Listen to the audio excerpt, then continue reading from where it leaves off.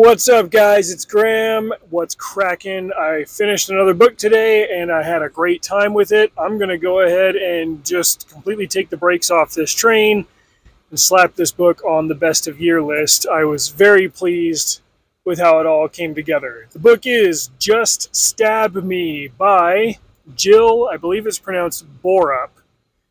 She's a YouTuber who went super viral about a year and a half ago, maybe longer, with a series of sketches that she did about a writer working on a romance slash fantasy. It wasn't really fantasy in the sense that there's magic or anything. It's just set in a fictional, like vaguely Victorian kingdom type place. And the writer is having arguments with her protagonist, with her female lead in this romance. And the writer keeps trying to force tropes into the story while the protagonist is arguing with her, saying, no, that's stupid, we should do this. And like obviously this gained mad traction in the writer community, and the reader community, and the Ren Fair fan community, and she kind of blew up over it, and became a bit of a YouTube celebrity. But she's got a whole bunch of other creative endeavors that she's engaged in. My wife, my wife first found these sketches and started sharing them with me, and then started watching some of Jill Borup's longer videos. She is an actor combatant. I guess she trains with weapons for the stage, and so a lot of her longer videos were about how, like, this is how this kind of sword works, and this is how this armor works and stuff. She did a really good video about the practicality of boob armor. I remember that one becoming kind of a hot button issue. She's the one that talked about how, like, boob armor actually makes sense. Just don't put cleavage into the cuirass, because the whole point of armor is to deflect a blow away or to defend from it. And if you have this inward-facing divot right in the middle of your chest over where your heart is, you're going to cause problems. Like, it was cool. There was a little bit of tongue-in-cheek, a little bit of comedy to it, but a heap and helping of practicality.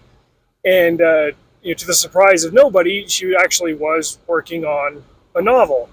It finally came out last February. I grabbed a copy of it for the wife, and I was intending to read it, as one often does. Finally got around to it, finished it today, and I was very delighted with the result. Now, before I get into this, yesterday I talked a little bit about YouTubers that want to branch into different creative spaces, and then you come to find out that they're really only good at one thing. And it's like, well, I want to be a musician and I got famous on YouTube, so I'll use YouTube to make my music famous. And then you go and listen to their music and it's not very good. The same thing happens with novels. It happens with comics. It happens with short films and stuff. And you come to find out, like, no, you're good at being a YouTuber and you're not good at much else. I've been burned on this side of things myself. Like, there was a YouTuber whose work I enjoyed, and I also found out he had like an Indiegogo going on for a series of graphic novels that he was doing, kind of based on the character that he plays on YouTube. Like, he doesn't do YouTube under his own name and face. He had a persona. And I was like, okay, cool, I'll check this out. And I bought it, and I was like, wow, this was really underwhelming. And so I was a little bit wary of that, but I was like, well, if it's a fantasy romance, it's the kind of thing my wife likes to read, and she's much less picky about this stuff than I am.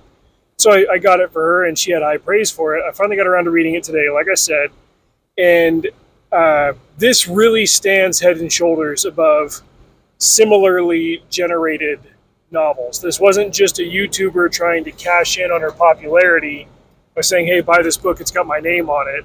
Like, she took the craft of it seriously. And while there were things from the shorts that appeared in the book, as far as arguments between the writer and her protagonist, it was all done in service of telling a story well.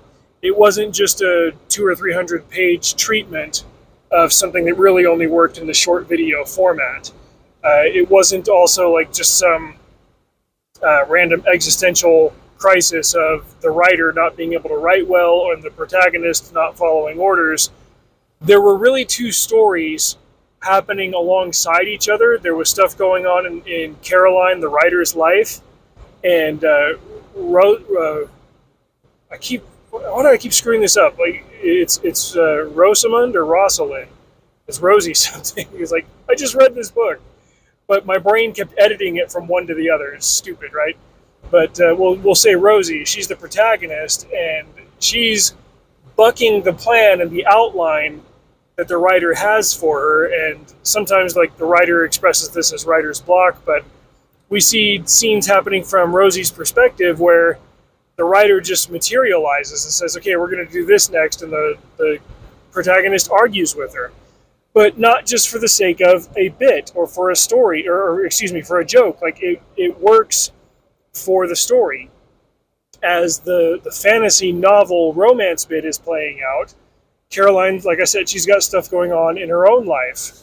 I'm not going to go into too much detail about what that is, because as you see the pieces fall into place, I think you'll enjoy it more as the reader.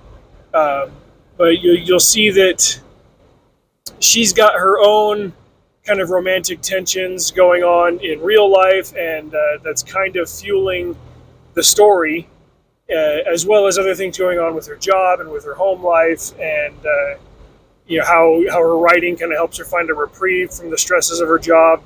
But there's more to it than that.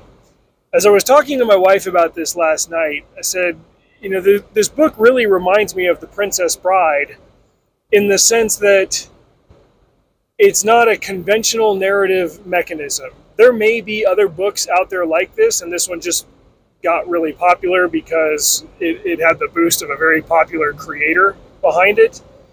But The Princess Bride is a book about a book. Just Stab Me is a book about a writer writing a book and struggling with it. But we also see the book that she is writing. I feel like there are other books that kind of tackle a similar idea, but they don't execute on it like Jill Borup did with this one. She did a really great job. Like, I'm just very pleased with how this whole thing landed. So yeah, I've got no qualms about sticking it on my best of year list. Hearty endorsement. There was nothing bad in terms of content or anything. There were a couple of mentions of sex, but only because it worked into the internal politics of the fantasy world she'd established.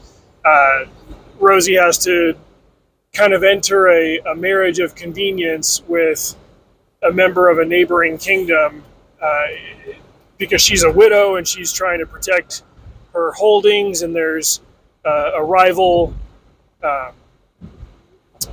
royal guy who's trying to force her into a marriage so that he can take her land, but blah blah blah, all that's going on. And I guess is one of the legal stipulations of this, a marriage isn't considered official even if it's been officiated by the law or by the church. It's not considered official until consummation. And because she enters into this marriage by a way of convenience, she doesn't immediately hop into the honeymoon bed with this guy.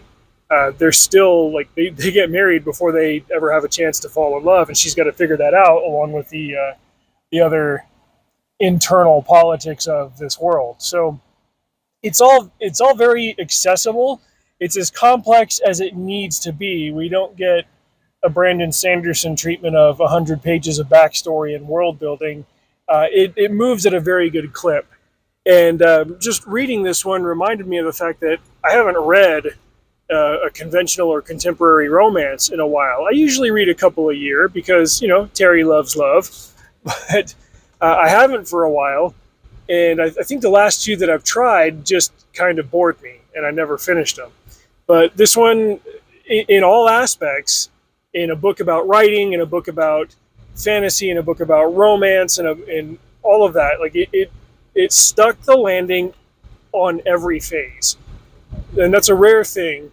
And I was thrilled by the time it came to the end. I was like, wow, she did that really well, and I will read this book again sometime in the future. So good job, Jill Borup. Jeez, I was reminded that I hadn't read this book because Declan did a review of it on Upstream in the last couple of weeks. I was like, oh shoot, I've still got to get to that one.